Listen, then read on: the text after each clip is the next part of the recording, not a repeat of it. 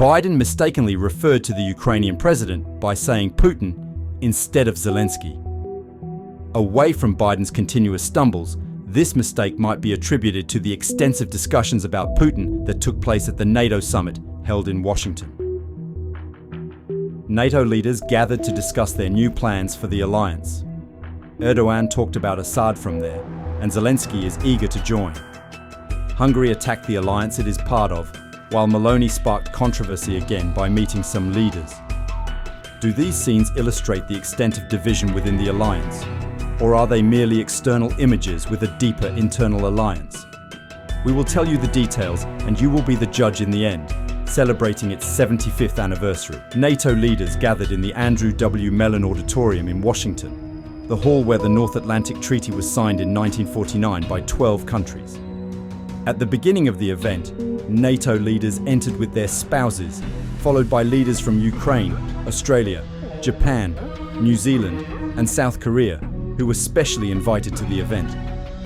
Leaders of the 32 NATO member countries ascended the stage, followed by NATO Secretary General Jens Stoltenberg, who said that peace in the world is maintained thanks to the North Atlantic Treaty, highlighting that the alliance has emerged as the most successful in history. He affirmed that the alliance has provided unprecedented support to Ukraine. However, inside the hall, there were many contradictions. The summit was attended by Turkish President Recep Tayyip Erdogan, who still maintains strong relations with Russia, which is at war with Ukraine. Also, at the same summit was Hungarian Prime Minister Viktor Orban, who recently visited Putin in Moscow and made statements contradicting the alliance's directions. He stated that NATO's role in the Ukrainian conflict is dangerous and irresponsible. Italian Prime Minister Giorgia Meloni was seen looking at him strangely during the summit, indicating her dislike for him. Meloni might be somewhat right. Orban ended the summit and went to meet Donald Trump to discuss a peace plan for Ukraine, despite Trump not having won the U.S. elections yet. This move was described by some as provocative. Erdogan said he sent an invitation to Assad 2 weeks ago to meet, stating that reconciliation would happen soon and that he authorized his foreign minister Hakan Fidan to meet with Assad and coordinate a presidential meeting with him as soon as possible. No NATO members commented on these statements, but they had a significant impact in Washington. U.S. Congressman Joe Wilson expressed deep disappointment over Erdogan's public request to meet with war criminal Assad. This added reason for the Senate to expedite the approval of the anti-normalization bill with Assad that was proposed. The peculiarities of the NATO summit did not end there. At the conclusion, while U.S. President Joe Biden was finishing his speech, he said, "Welcome the Ukrainian President Putin." Amid loud applause, Biden did not mention Zelensky's name. This moment highlighted the extent of debate and discussion about Russia and its war in Ukraine.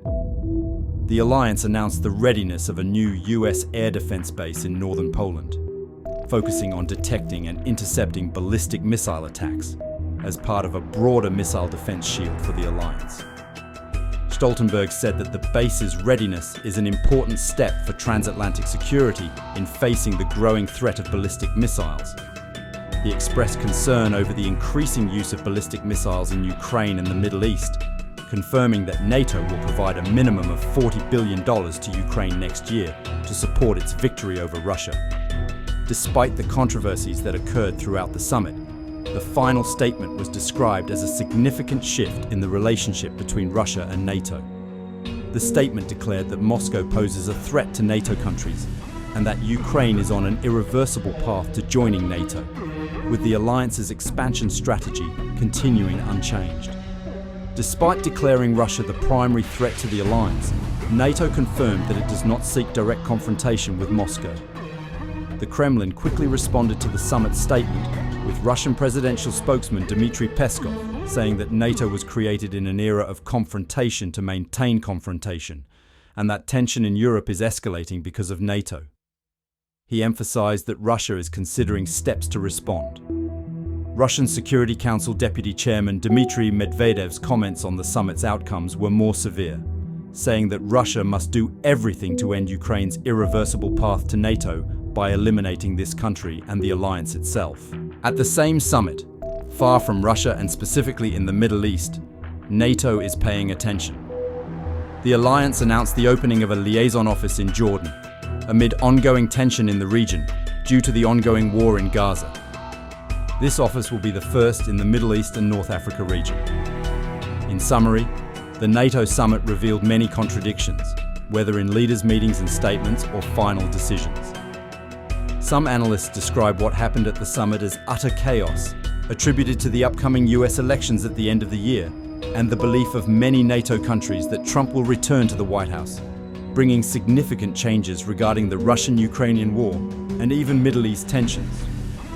This may be the main reason for the chaos at the Grand NATO Summit.